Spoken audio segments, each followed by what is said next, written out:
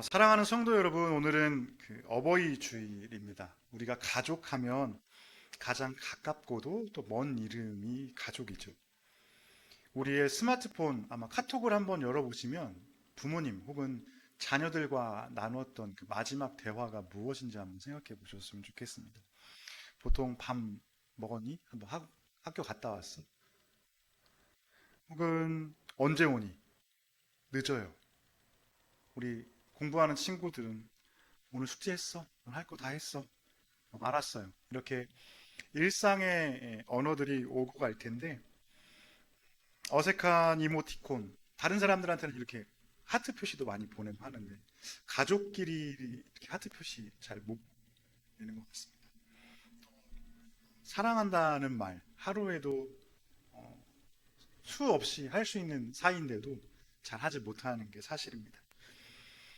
이렇게 세상 수많은 사람들과 분주하게 소통하면서도 정작 나를 이 세상에 존재하게 해주신 부모님, 또 내가 배 아파서 낳은 자녀들과의 소통 앞에서는 서툴 때가 참 많습니다. 과거 대가족 사회에서는 부모님은 어찌 보면 절대적인 권위의 상징이었고 자녀는 그 부모님께 순종해야 하는 그러한 존재로 여겨졌습니다. 하지만 모든 것이 빛의 속도로 변하는 현대 사회에서 가족 간의 거리는 예전 같지 않습니다. 세대 차이라는 단어로는 다 설명할 수 없는 깊은 문화적, 정서적 단절이 우리 가족들 사이에 존재하고 있습니다. 이렇게 복잡한 현대를 살아가는 우리들에게 사도 바울이 에베소 교회를 향해 보낸 편지 가운데에서 가족, 가정을 향한 글이 바로 오늘 에베소서 6장 1절에서 4절에 나와 있습니다. 먼저 성경은 자녀들을 향해서 부모를 공경하라 이야기하고 있습니다. 동시에 부모들을 향해서도 자녀를 노엽게 하지 말라라고 권면하고 있습니다.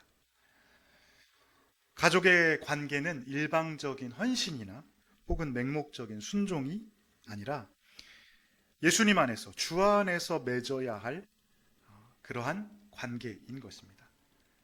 특별히 성경이 이 가족 간의 관계를 어떻게 말하고 있는지 오늘 함께 살펴보겠습니다. 오늘 제목이기도 한데요. 존재의 무게 공경이라고 되어 있습니다. 우리가 어릴 적 부모님을 한번 생각해 보시면 저도 그렇습니다. 우리 아빠, 엄마, 아버지, 어머니는 무엇이든지 다 할 수 있는 모든 것을 해결해 주는 그러한 슈퍼맨이자 원더우먼이었습니다. 그러나 우리가 어른이 되어가면서 깨닫는 가장 슬프고도 안타까운 사실은 우리 부모님도 완벽하지 않은, 어찌 보면 상처받고 흔들리는 평범한 인간이라는 사실입니다. 자녀들을 위해서 자신의 꿈을 포기하고 또 팍팍한 현실의 무게를 묵묵히 견뎌낸 상처 입은 치유자들이 바로 우리 부모님들입니다. 본문 2절, 내 아버지와 어머니를 공경하라는 이 말, 공경하다라는 이 히브리 말에는 카바드라는 단어인데요. 본래의 의미는 무겁게 여기다, 무게를 두다라는 뜻을 가지고 있습니다. 공경하다는 말은 그 삶의 무게를 인정해 드린다라는 말인 것입니다. 요즘 우리는 종종 나이 드신 분들의 삶의 방식, 우리 젊은 사람들이 어른들을 보면서 꼰대라고 얘기를 하잖아요. 그분들의 그냥 이야기를 잔소리로 가볍게 치부해 버릴 때도 있습니다. 스마트폰 검색 한 번이면 모든 지식이 나오는 AI 시대에 부모님의 연륜은 쓸모없는 것처럼 여겨지기도 합니다. 그러나 성경이 말씀하는 이 카바드, 부모님의 그 존재, 삶의 무게를 존중하는, 그리고 그것들을 인정해 드리는, 이것이 바로 성경이 말하는 공경하라, 부모를 공경하라는 그 뜻인 것입니다. 어른들의 말씀, 부모님들의 말씀이 현재 유행이나 방식에 맞지 않다고 해서 부모님을 가볍게 여기는 것이 아니라 귀찮게 여기는 것이 아니라 그분들이 살아온 치열한 삶의 여전과 그 존재 자체를 무겁게 또 가치 있게 인정해 드리는 그러한 태도를 말하는 것입니다. 이것은 단순히 부모님들께 맹목적으로 순종하라는 그런 말씀이 아니라 자녀가 독립적인 성인이 되었으며 부모님의 의견에 무조건적으로 동의하지 않더라도 그 부모님이 말씀하셨을 때 그리고 부모님이 내게 이야기해 주실 때의 그 말씀이 나를 얼마나 사랑하는지 또 나를 얼마나 생각해 주시는지 그 염려와 사랑의 마음의 무게를 무겁게 받아들이라는 그러한 뜻인 것입니다. 그리고 그 말씀에 경청하고 또 부모님들의 그 구분 등 이면에 있는 인생의 무게를 인정해 드리는 것. 이것이 바로 성경이 말하고 있는 부모님을 공경하라는 뜻인 것입니다. 이어서 성경은 부모님들에게만 이야기하는 것이 아니고요. 자녀들에게도 자녀들을 향한 그 부모님들에게도 권면을 하고 있습니다. 4절의 말씀을 같이 보겠습니다. 우리 4절 한번 같이 읽어볼까요? 시작. 또 아비들아 너희 자녀를 노엽게 하지 말고 오직 주의 교훈과 훈계로 양육하라. 예전을 한번 생각해 보시면 부모님들이 자녀를 훈계할 때 제일 쉬운 방법이 뭐죠? 네, 회초리죠. 사랑의 매라는 얘기 들어보셨죠? 요즘에 사랑의 매 들면 어떻게 되죠? 잡혀가죠. 이제 얼마 뒤면 이제 스승의 날도 오는데 학교에서 아이들에게 매를 들면 어, 철컹철컹입니다. 그래서 그거를 악용하는 영악한 친구들도 있어요. 그러니까 시대가 변했다는 그 말이 다른 말이 아니라 우리가 그동안 생각하고 맞다고 생각하는 가치들이 많이 변했다는 사실입니다. 어, 저희가 어릴 적에 또 우리 계신 성도님들이 어릴 적에 맞는 거는 일상이었잖아요. 선생님이 때리시는 거에 대해서 내가 잘못해서 맞나 보다. 혹은 이제 심하게 때리시는 체벌하시는 분들도 계시지만 그게 당연하다고 생각했었죠. 자, 그런데 성경이 얘기하고 있는 이 고대 사회로 가보면 어땠을까요? 체벌이 더 당연한 걸로 생각됐겠죠. 노예를 부리듯이. 제가 지난주에도 말씀드렸지만 여성이나 아이들은 재산, 소유물이었어요. 그래서 여기서 너희 자녀를 노엽게 하지 말라. 현대 사회에서 들으면 당연한 거 아니야? 라고 할 수 있지만 이 당시 사회에서 자녀를 노엽게 하지 말라라는 이 말씀은 되게 충격적인 이야기고요. 어찌 보면 혁명적인 그러한 말씀입니다. 체벌이 당연했던 고대 사회에서 오늘 말씀은 자녀를 노엽게 하지 말라. 즉 함부로 대하지 말라라고 이야기하고 있습니다. 요즘도 아이들을 학대하고 함부로 대하는 부모에 대한 소식을 들을 때마다 우리는 그 아이들을 안타깝게 생각하고 또 그 부모에 대해서 분노합니다. 그 반대의 경우도 마찬가지죠.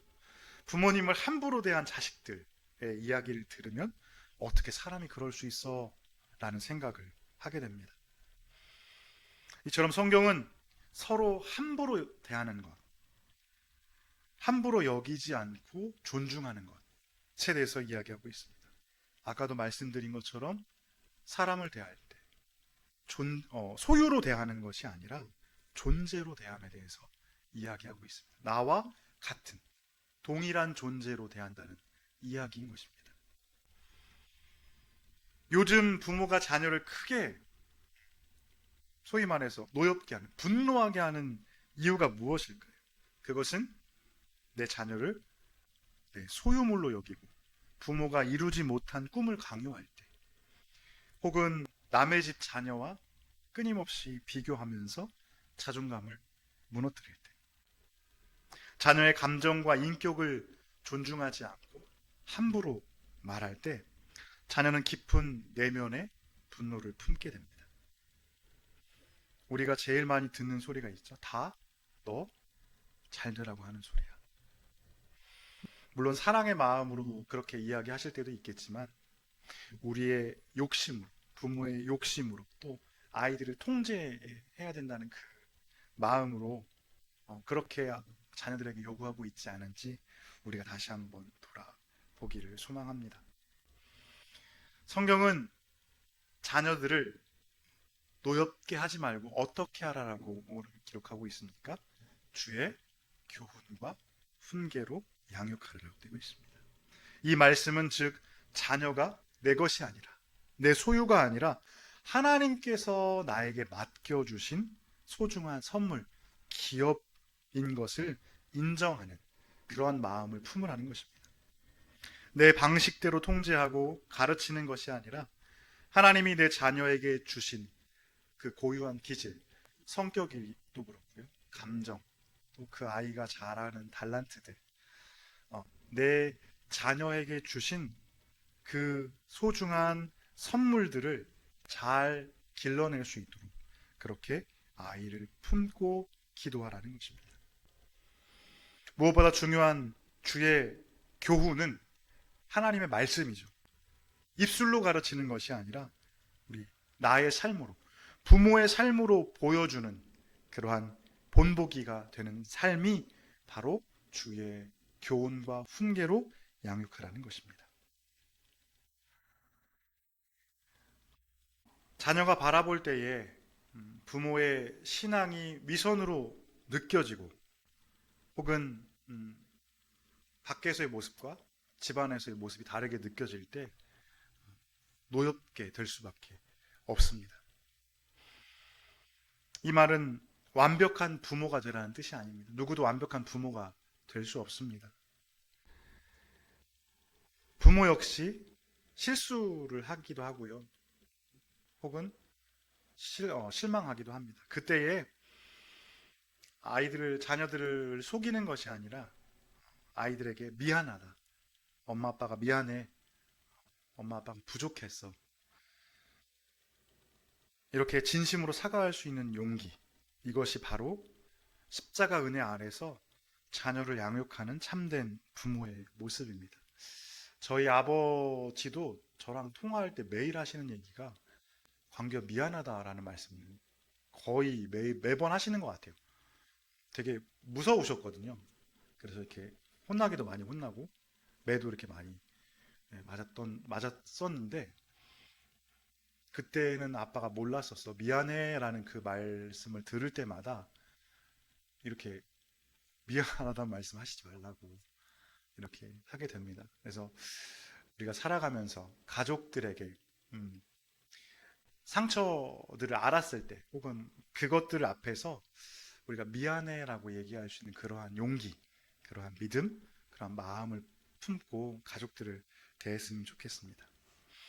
그런데 이제 우리는 이제 안타깝게도 그렇게 미안하다는 말을 할 수도 있고요. 또 근데 그 미안하다고 하는 얘기가 받아들여지지 않을 때가 있습니다. 왜냐하면 이 자리에 계신 모든 분들이 저를 포함해서요. 가족들과 아름다운 관계를 맺고 있는 것이 아니기 때문이죠. 어떤 분들에게는 아버지, 어머니라는 단어가 이렇게 무섭고 혹은 지우고 싶은, 생각하기 싫은 분들도 계십니다. 그것이 상처가 되고 또 아픔이기 때문이죠. 또 반대로 어떤 부모님들에게는 자녀라는 내 새끼, 내 자식이 가슴에 박힌 못과 같을 수도 있습니다. 가정폭력 혹은 편애, 무관심. 우리가 살아가면서 서로의 상처들과 아픔들로 인해서, 결핍으로 인해서 서로에게 치명적인 상처를 준 가족들이 있습니다. 그런 분들에게 오늘 본문의 말씀은 무거운 율법의 짐으로 다가올 수 있습니다. 내가 사랑할 수 없는데, 내가 공경할 수 없는데 부모님을 공경하라. 내 자녀들을 주의 교훈과 훈계로 양육하라는 이 말이 내가 받아들일 수 없는 그러한 말씀, 짐으로 다가올 수 있습니다. 그런데 사랑하는 성도 여러분, 하나님께서는 여러분의 그 찢긴 마음을 누구보다도 잘 아십니다. 만약 가족으로부터 깊은 상처를 입었다면 지금 당장 억지로 관계를 회복하려고 이렇게 자신을 올가매지 않으셔도 됩니다. 때로는 정서적으로, 물리적으로 거리를 두는 것이 서로를 보호하는 지혜일 수 있습니다. 상처받은 우리가 해야 할 가장 중요한 영적 결단은 나의 이 아픔과 상처, 이 쓴 뿌리가 대물림되지 않도록 이 나의 상처와 아픔을 십자가의 은혜로 끊어내는 바로 그것입니다. 내가 받은 상처와 원망이 내 삶을 갉아먹지 않도록 하시길 바랍니다. 그리고 그 가족으로부터 받은 아픔을 나의 자녀들, 자손들, 우리 다음 세대에게까지 물려주지 않기로 결단하는 것입니다. 나를 고아와 같이 버려두지 않으시는 완전하신 하늘 아버지의 사랑을 통해서 그 상처와 아픔을 치유받고 또 주님의 은혜를 통해서 내 공허하고 빈 마음을 충만하게 채우시길 바랍니다. 나에게 상처 준 가족의 연약함마저도 불쌍히 여길 수 있는 그러한 주님의 사랑, 긍휼이 생겨나기를 기도하는 것만으로도 주님께서는 오늘 우리에게 이 말씀을 주시는 그러한 이유인 것입니다. 오늘 예배를 마치고 한번 여러분들의 자녀분들에게 혹은 부모님에게 그 사랑의 언어를 표현해 보셨으면 좋겠습니다. 너는 하나님의 존귀한 사람이야. 그리고 내가 너를 위해 기도하고 있어. 내가 너를 위해 기도할게. 그리고 부모님들에게는 아빠, 엄마 사랑해요. 감사해요. 어색한 이 인사가 그 가족들을 향한 바로 시작이 될 것입니다.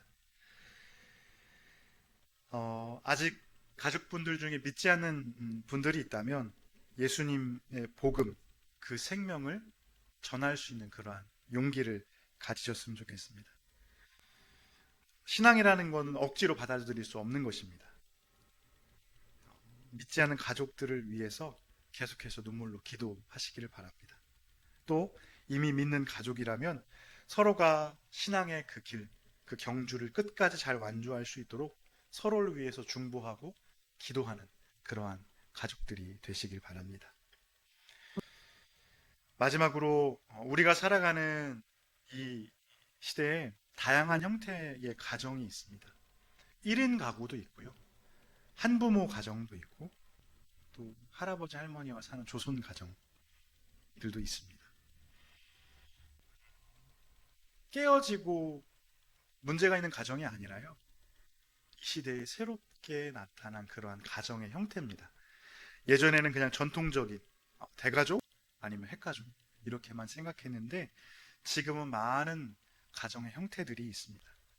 그 가정의 형태들을 내 생각, 내 가치대로 판단하지 말고 그 가정들 또한 하나님 앞으로 나와서 또 그 가정에 맞게 하나님께서 그 하나님의 사랑, 그 은혜를 흘려보내시고 이끌어가고 계신다는 사실을 기억하셨으면 좋겠습니다.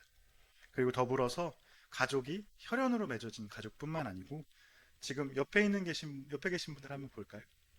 네. 이렇게 주 안에서 예수님 안에서 관계를 맺게 된 영적인 가족입니다. 함께하는 공동체, 함께하는 가족이라는 것을 여러분들이 꼭 기억하셨으면 좋겠습니다. 그래서 교회 공동체 안에서 우리 영적인 아버지, 어머니들을 위해서 기도해 주시고요. 또 영적인 나의 자녀들, 다음 세대들을 위해서 서로 축복하면서 기도하는 우리 함께하는 공동체가 되었으면 좋겠습니다. 그래서 이 세상의 모든 부모님들 뿐만 아니라 자녀들 또 우리 교회 가족들이 하나님 안에서 그 주님의 사랑과 은혜를 누리는 하루하루가 되기를 소망합니다.